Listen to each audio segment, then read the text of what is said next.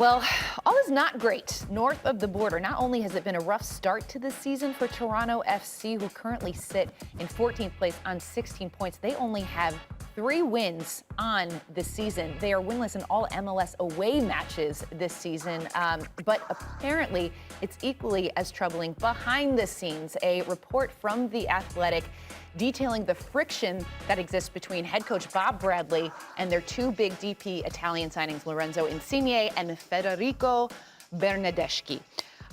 So there's a lot to unpack in that article in The Athletic, if you all read it. Bob Bradley has reportedly kind of lost the locker room, starting with the 2 Italians. And this all kind of came to a head after a 1-0 loss against Austin, where Federico Bernardeschi, after the game, in his post-game press conference, said, essentially, we need to change something. And what people interpreted that to mean was that was directly directed at Bob Bradley. These 2 guys are being paid a lot of money. I think Lorenzo Insigne is reportedly on around $14 million, Bernardeschi on like $6 million.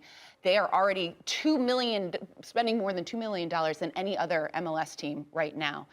To have this kind of, I don't know, just friction within the locker room, it just seems like something has to give, something has to change. Charlie, when you read this article, when you kind of discovered what was going on behind the scenes with Toronto FC, what was your reaction? What did you make of the whole situation? Well, I know Bob Bradley because I played under Bob Bradley. And Bob Bradley is obsessed with the game. He's a coach that prides himself in watching tape and analyzing, making a game plan for the team. I'll never forget the way we played against Spain, the way we lined up, and tactically making sure that Josie Altidore and I came down and defended from the midfield and tried to cut out Xavi and Xabi Alonso from building out of the midfield. The game plan worked perfectly. And we were able to win 2-0 against a Spain team that hadn't lost in about 2 years. And I just think with LAFC, we've seen him as well in Major League Soccer, just playing a beautiful style. That was the original team where they were playing. Carlos Vela lit up the league and scored, I think, 36 goals in Major League Soccer in the regular season. Then it kind of got stale. Then he moves and comes to Toronto, where Michael Bradley, his son, is there as the captain.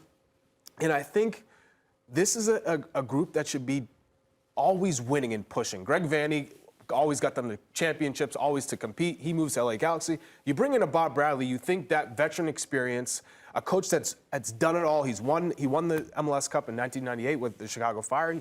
He's coached nationally, internationally. He's coached for Egypt national team. He's coached in Europe. You just felt that coming to Toronto, he would be able to push them back to an elite team.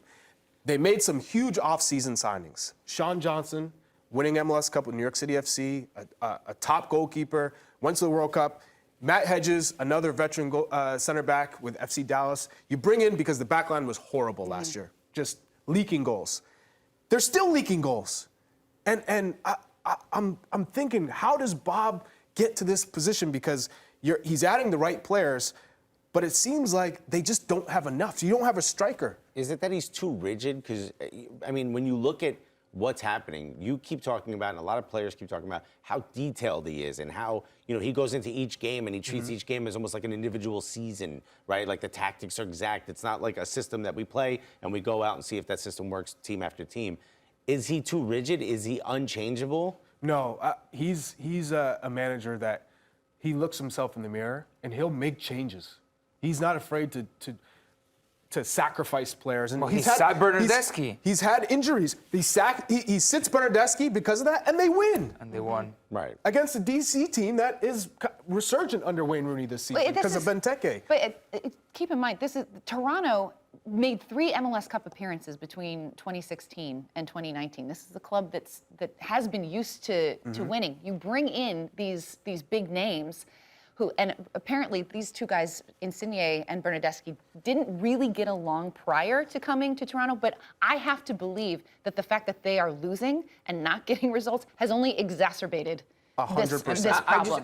If they were winning, I don't think we're having this conversation. I'm not so sure that they were ready for the post-Vanney era at Toronto because they hired Chris Armas, didn't do well, and then they came in with Bob Bradley, and the signings, from at least what I read from the Athletic article, it all seemed put together a little bit rash, and the Italian I kind vision. of disagree with you, 'cause has if you- What do you mean been- rash? Yeah, They signed players think that that they you- needed. But Insigne and Bernardeschi, the Insigne and Bernardeschi project, this Italian vision, it's backfired on them. Let's call it None out what of- it is. none I of don't think them this is have Bob been- Bradley's fault, and I don't think this is the signing's fault. Let's call it out what it is. Bernardeschi, we talked before we came on air. You saw what he wore to the signing.